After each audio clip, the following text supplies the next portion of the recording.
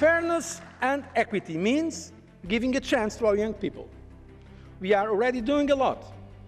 And before the end of the year, the Commission will launch a youth package that will establish a youth guarantee scheme and equality framework to facilitate vocational training.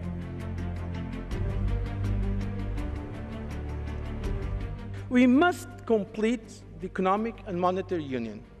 We must create a banking union and a fiscal union and the corresponding institutional and political mechanisms.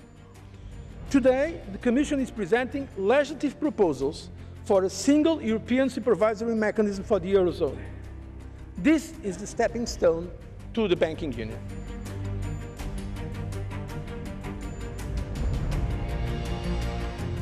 Let's be clear, the European budget is the instrument for investment in Europe and growth in Europe. The Commission and this Parliament, indeed all pro-European forces, because most of the Member States support our proposal, must now stand together in support of the right multi-annual financial framework that will take us to 2020. It will give a great boost to their economies, their regions, their researchers, their students, their young people who seek employment, or their SMEs.